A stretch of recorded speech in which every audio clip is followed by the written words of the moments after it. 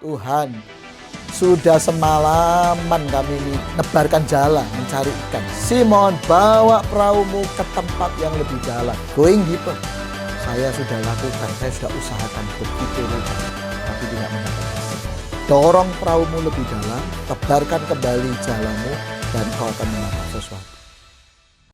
Shalom, apa kabar kita semua? Tetap semangat di dalam anugerahnya.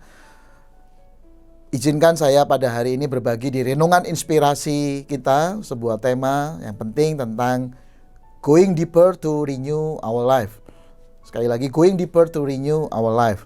Saya ingin memulainya dengan sebuah pertanyaan tentang beberapa tokoh berikut ini.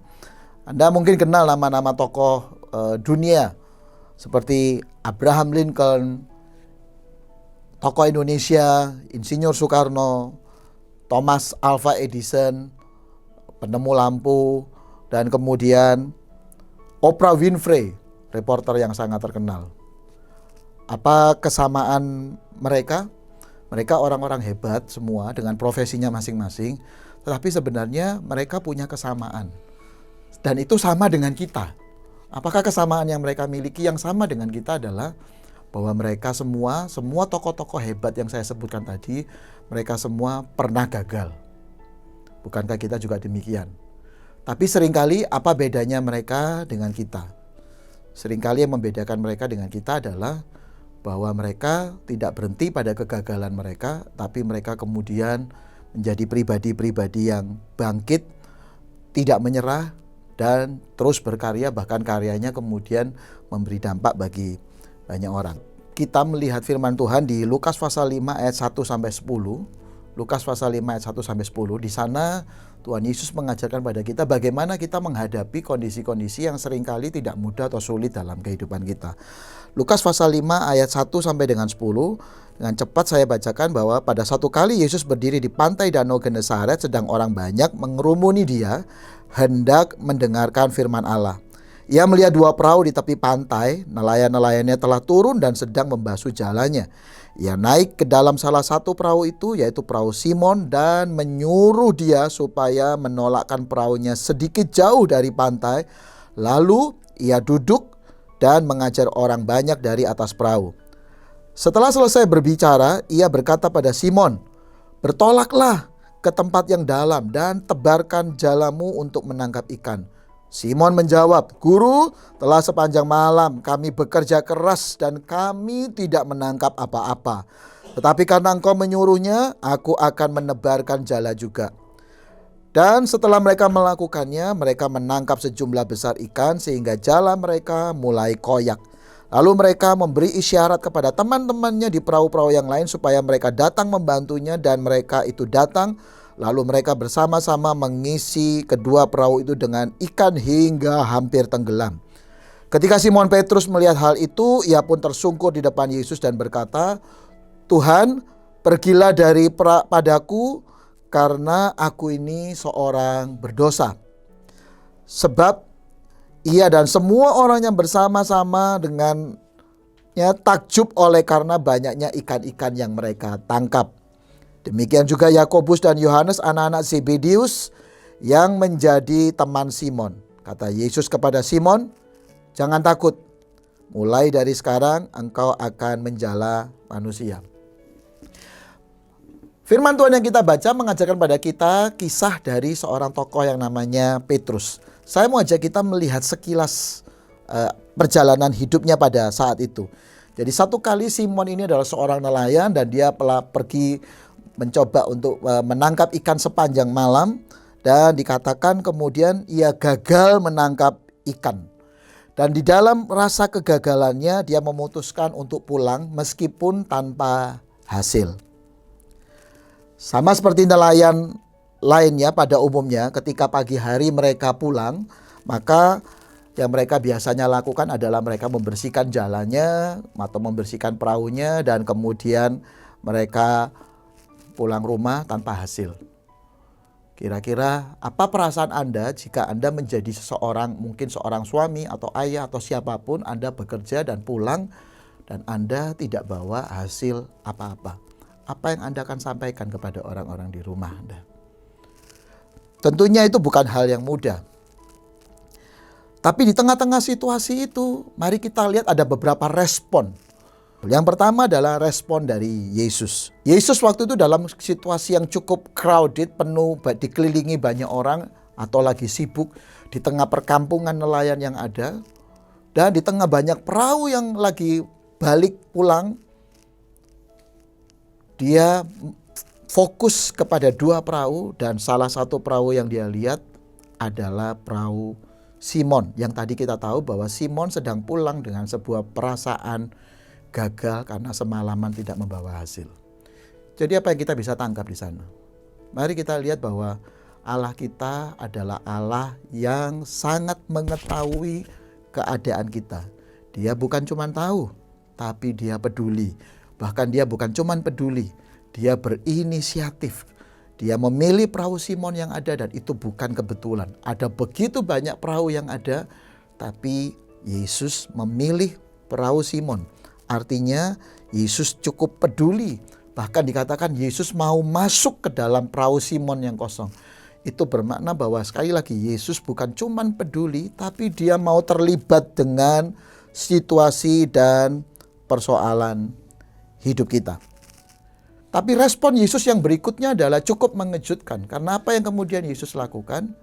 Yesus justru meminta Simon untuk mendorong perahunya kembali masuk ke dalam. Bisakah Anda bayangkan bahwa kalau Anda jadi Simon, Anda pulang, tidak membawa hasil, niatnya mau pulang rumah, tiba-tiba Yesus meminta dia, dorong kembali perahumu masuk ke dalam. Kalau kita jadi Simon, maka kita tahu bahwa itu sebuah hal yang tidak mudah.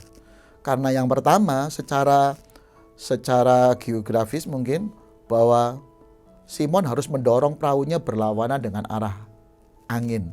Karena biasanya nelayan pergi mengandalkan angin darat meniup ke laut, dan pulangnya mengandalkan angin laut yang bertiup dari laut membawa perahu ke darat.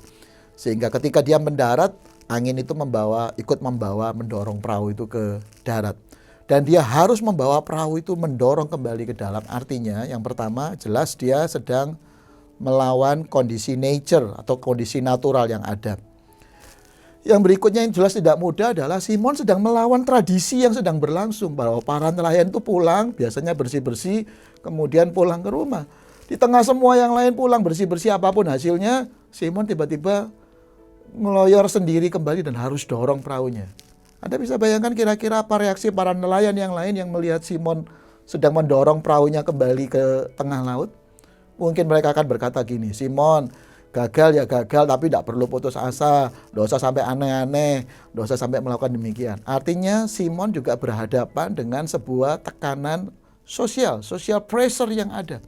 Dia sedang melakukan sebuah hal yang tidak biasa, yang umumnya dilakukan oleh orang lain. Dan respon Yesus yang lain adalah bahkan dia masuk ke dalam perahu itu, dan dia gunakan perahu itu untuk jadi mimbar khotbah. Anda bisa bayangkan bahwa Yesus gunakan perahu itu jadi mimbar khotbah. Artinya peruntukannya jelas tidak sama. Peruntukannya tidak sama. Simon yang berharap Tuhan masuk, dia mungkin berharap ada mujizat terjadi, tiba-tiba ikan masuk semua ke sana. Karena saya yakin Simon tahu siapa Yesus. Itu sebabnya dia mengizinkan. Nama Yesus sudah begitu terkenal. Dia tahu apa yang terjadi pada siapa Yesus. Dan dia mengizinkan Yesus. Karena dia tahu reputasi Yesus dan karya-karya Yesus termasuk mujizat Yesus. Saya yakin ketika dia mengizinkan itu dia punya sebuah harapan. Tapi ternyata apa yang terjadi? Harapannya adalah tentunya dia berharap kegagalannya diganti atau segera terpulihkan. Ikan mungkin segera tiba-tiba melompat ke sana masuk ke dalam perahunya. Tapi yang terjadi bahwa Yesus mengubah perahu tersebut menjadi sebuah mimbar pelayanan. Jadi sebenarnya apa yang terjadi? Yesus tahu situasi Simon, tahu kondisi yang dialami Simon. Tapi dia sedang mengajar Simon sebuah hal. Apa yang Yesus sedang ajarkan pada Simon? Yesus mengajarkan pada Simon begini. Ubah orientasi hidupmu dari melihat kapal itu menjadi alat penangkap ikan, menjadi alat untuk dipakai Tuhan. dari alat perahu itu sebagai media, alat sarana untuk memenuhi kebutuhan hidupmu, Allah ingin menggunakan itu, mengubah orientasi Simon, bahwa gunakan apapun yang kamu miliki justru untuk menjadi berkat bagi banyak orang. Hal itu rupanya tidak mudah dipahami oleh Simon, sehingga pada akhirnya kalau orang Surabaya bilang dia ngempet menahan diri, tapi pada akhirnya dia kelepasan dan dia meluapkan emosinya. Sampai akhirnya dia berkata pada Tuhan, Tuhan, sudah semalaman kami ini menebarkan jala, mencari ikan. Simon bukan orang malas, dia pengalaman, dia nelayan yang berpengalaman. Tapi kalau dia berkata, jadi kalau dia berkata bahwa dia tidak bisa mendapatkan, itu bukan sebuah karena kemalasan. Itu dia sudah usahakan dengan seluruh kemampuannya, tapi tidak mendapatkan hasil. Jadi pada akhirnya dia berkata pada Tuhan. Dan kata-kata itu diucapkan Simon ketika Yesus setelah menggunakan perahunya untuk mimbar, Yesus justru berkata lagi kepada Simon, Simon, bawa perahumu ke tempat yang lebih dalam. Itu yang saya sebut sebagai going deeper. Going deeper. Dan Simon pada akhirnya tidak tahan. Tidak bisa menahan dirinya dan akhirnya dia berteriak kepada Tuhan. Saya sudah lakukan, saya sudah usahakan begitu rupa, tapi tidak mendapat hasil. Tapi untungnya kalimat itu tidak berhenti. Tapi Simon kemudian mendengarkan suara Tuhan karena Yesus juga berkata padanya, dorong perahumu lebih dalam, tebarkan kembali jalamu, dan engkau akan menangkap sesuatu. Simon untungnya tidak berhenti kepada sekedar perasaannya. Dia akhirnya melakukan apa yang Tuhan katakan. Dan apa yang terjadi? Karena ketaatannya dia mendorong lebih jauh ke dalam, lebih dalam lagi. Hal yang Simon sudah mau berhenti, hal yang Simon orang bilang sudah mau quit, berhenti, putus asa. Tapi Allah berkata, jangan berhenti, kembali lakukan lebih dalam. Kembali lakukan. Dan Simon melakukannya. Dan kita melihat apa yang terjadi. Simon mendapatkan 4 hal besar. Apa yang Simon dapatkan? Yang pertama, Alkitab berkata dia mendapatkan hasil great result. Dia mendapatkan hasil tangkapan yang luar biasa. Yang kedua, seketika itu juga dia mendapatkan teamwork. Teman-temannya tiba-tiba datang dan menawarkan diri untuk membantu dia. Berapa banyak hari ini ketika kita dalam masalah, kita seringkali berpikir bahwa kita sendirian. Tidak ada seorang pun yang peduli pada kita. Tapi ketika Simon melakukan seperti yang Tuhan katakan untuk going deeper, Allah justru memberikan pada dia sebuah tim yang akhirnya menolong dia. Dan bukan cuma itu, yang menarik adalah yang ketiga, Simon mengalami great personal transformation. Dia mengalami perubahan. Banyak orang berubah kalau dia menderita, kalau sudah sakit mau mati kemudian bertobat. Tapi Simon berubah, memutuskan berubah justru dalam keadaan dia diberkati oleh Tuhan. Dia memutuskan dan berkata, saya ini orang berdosa, saya butuh Tuhan. Saya merasa tidak layak, saya butuh Tuhan. Dia mengalami perubahan besar dalam hidupnya. Dan yang terakhir adalah Simon dan beberapa orang diantaranya mengalami apa yang disebut dengan great status. Perubahan status yang besar. Yesus menyebut mereka, engkau bukan lagi penjala ikan, tapi engkau menjadi penjala manusia. Hari ini berapa banyak kita seperti Simon sudah ingin berhenti dari apa yang kita sedang perjuangkan. Firman Tuhan berkata, don't quit. Jangan berhenti. Going deeper, masuk lebih dalam.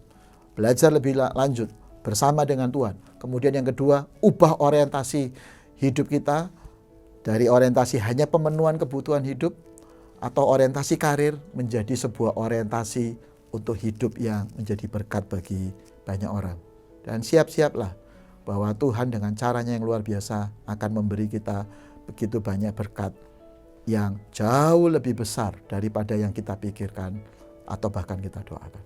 Tuhan Yesus memberkati kita semuanya. Tetap semangat. God bless you.